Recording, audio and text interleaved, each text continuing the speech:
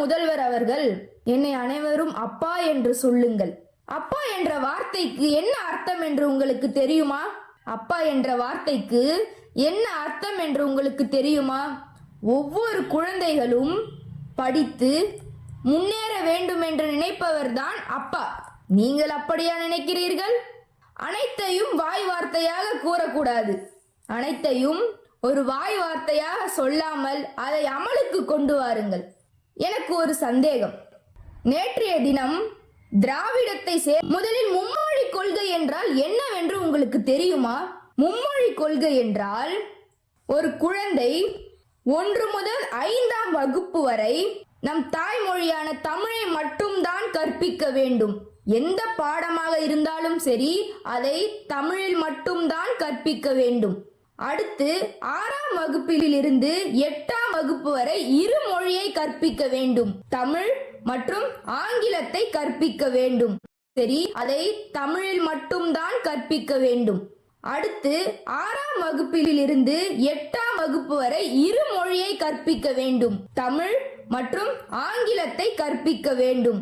அடுத்தபடியாக 9ஆம் வகுப்பில் இருந்து 12ஆம் வகுப்பு வரை தான் 3 மொழியை கற்பிக்க வேண்டும். நம் தாய்மொழியான தமிழ், ஆங்கிலம், 3வது நாங்கள் ஹிந்தியைத்தான் கற்பிக்க வேண்டும் என்று சொல்லவில்லை. அது இந்தியாக இருந்தாலும் சரி, பிரெஞ்சு மொழியாக இருந்தாலும் சரி, எந்த மொழியாக இருந்தாலும் சரி, ஆனால் 3வது மொழியையும் கற்பிக்க வேண்டும் என்று தான் நாங்கள் சொல்கிறோமே தவிர நீங்கள் இதைத்தான் படிக்க வேண்டும் என்று நாங்கள் சொல்லவில்லை. இந்த தமிழக அரசுக்கு, அதாவது இந்த திராவிட அரசுக்கு, அரசு பள்ளியில் இருக்கும் மாணவர்கள் மீது ஏன் இப்படி ஒரு கோபம்?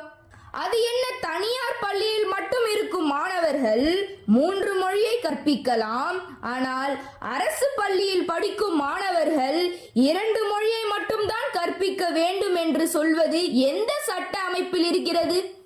எந்த அரசியல் சட்ட அமைப்பில் இருக்கிறது மாணவரில் 2 மொழியை மட்டும்தான் கற்பிக்க வேண்டும் என்று? எனவே ஒவ்வொரு பெற்றோர்களும் சிந்திக்க வேண்டும்.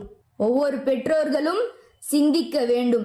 இவர்கள் கொடுக்கும் 1000 ரூபாயை வாங்கி கொண்டு அவர்களுக்கு அடிமையாக போகக்கூடாது. நாங்கள் அந்நிய மொழியை அறிவு வளர்க்கத்தான் படிக்கிறோமே தவிர எங்கள் அன்னை மொழியை துளைத்து நாங்கள் அழிந்து போவதற்கு அல்ல என்பதையும் நாங்கள் தெரிவித்துக் கொள்கிறோம். அனைவருக்கும் எனது அன்பார்ந்த வணக்கத்தை தெரிவித்துக் கொள்கின்றேன்.